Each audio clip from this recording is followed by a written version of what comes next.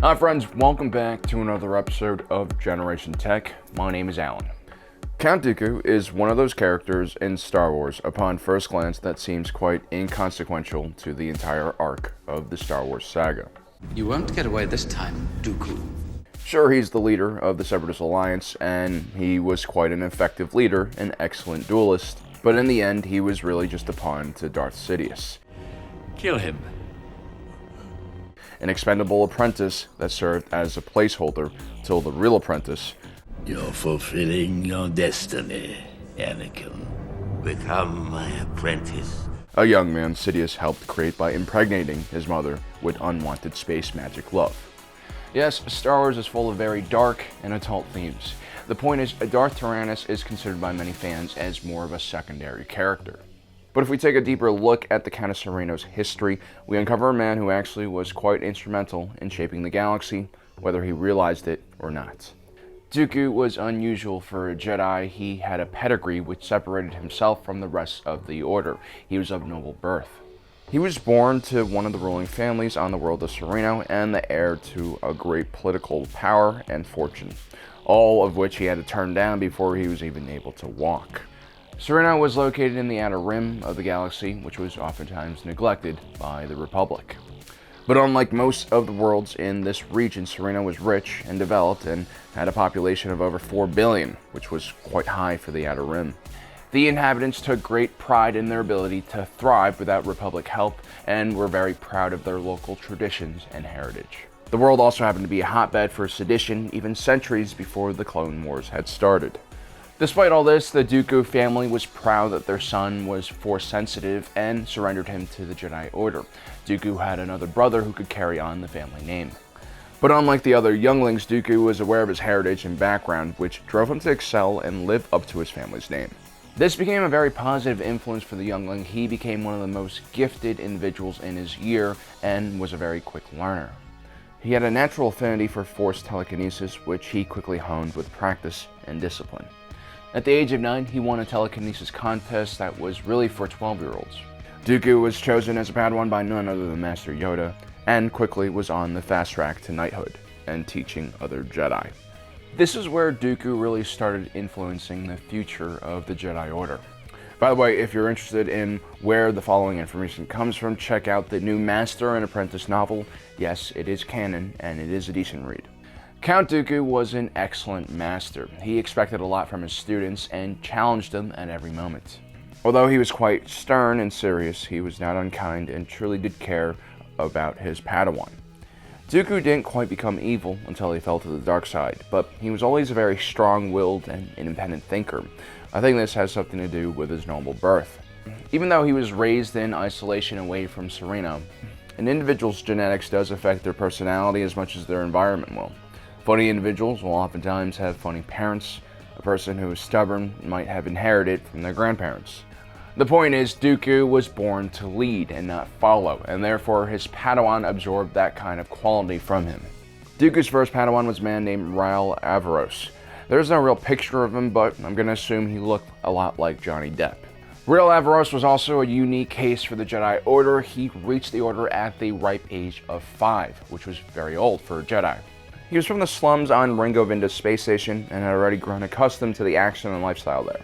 Unlike the other Jedi younglings, he was not a blank slate when he arrived to the Order. And he was proud of it. He would oftentimes be seen in the Jedi Temple wearing rags and using Ringo Vinda slang in conversation. Count Dooku proved to be just the type of master he needed, stern but also encouraging Rael to embrace his difference. Rael grew up to be a very talented Jedi Knight, but he would always have problems following the Jedi way and the Jedi Code. As a matter of fact, his first Padawan ended up dying in his hands after she was struck by a slicer dart. A slicer dart was a nasty device that could control the movements of a combatant and turn them against their allies. Facing multiple combatants, Rael had no choice but to cut down his Padawan, who was still conscious at the time, but just not in control of her body. The incident wasn't really considered Rael's fault, but he was definitely troubled by the incident. Rael was also known for his womanizing, his drinking, and even occasional use of death sticks. But that didn't mean he was a bad individual. He just wasn't the ideal Jedi. Count Dooku's next apprentice would be another very talented Jedi by the name of Qui-Gon Jinn. Qui-Gon Jinn was quite different from Raul Alvarez. He joined the Jedi Order when he was just 6 months old, and he grew to become one of the best Jedi in his year. Qui-Gon Jinn was very much a by-the-books type of Jedi, and followed the rules intently, seeing that as one of the best ways to succeed. During Exhibition Day, when all the younglings showed off their skills, Qui-Gon Jinn attracted the attention of Master Dooku, who ended up selecting him as his Padawan. Although at first Qui-Gon Jinn was intimidated by Dooku, the man had a reputation. Qui-Gon's honesty and earnestness won Dooku's respect. As Qui-Gon Jinn began accompanying Dooku on missions, he became in awe by how amazing his master was at almost everything he did. He also began taking notes on how Dooku operated. You see, Dooku didn't always play by the Jedi Council's rule, and although he respected their wishes, he never revered them in the way other Jedi did. Dooku encouraged Qui-Gon Jinn to question everything around him and come to his own conclusion. While others saw Dooku's lack of respect for the Council and instruction to his Padawan as coldness, Qui-Gon Jinn saw it as an opportunity to learn. Eventually, Qui-Gon Jinn would run into Raul Alvarez, who would befriend the younger Jedi. He would even offer Qui-Gon Jinn an opportunity to spar with him. Raul would become a second mentor for Qui-Gon, and the two would oftentimes joke about how rigid their former master was. Raul Alvarez would continue to challenge Qui-Gon Jinn's perception of what it meant to be a Jedi.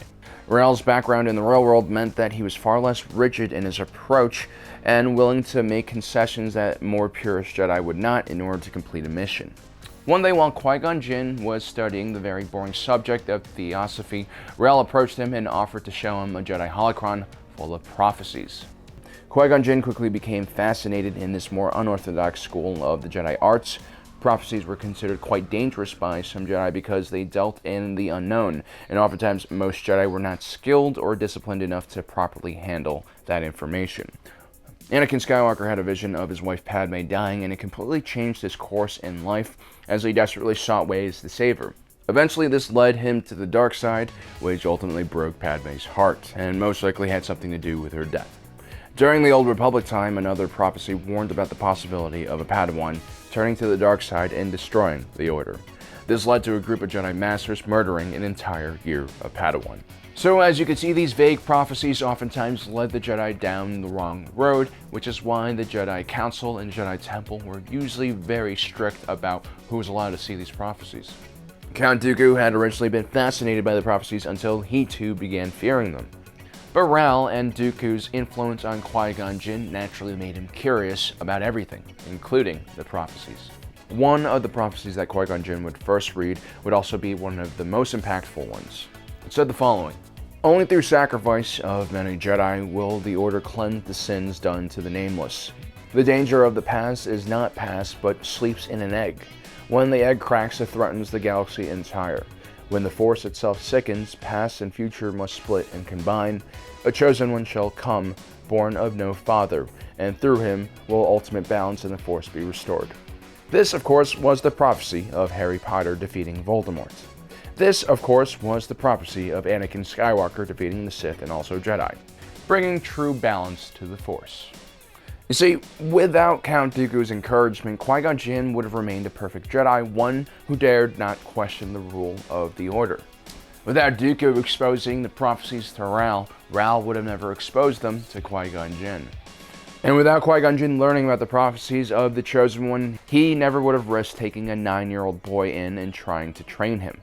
After all, the last individual who ended up being trained by the Jedi at an older age was Raul, and he caused a lot of problems for the Jedi Temple. But Anakin ultimately was the key to ridding the galaxy of these two dogmatic orders. And if you really think about it, Palpatine never really needed Vader to succeed. Count Dooku or some other Sith apprentice could have easily filled that role. Anakin was far too dangerous of an apprentice because of his immense power and will. The man also had a great capacity for love, which was his biggest strength, like Harry Potter. It allowed Vader to break through the chains of the dark side and ultimately save his son and redeem himself. All thanks to an old Count from Serena.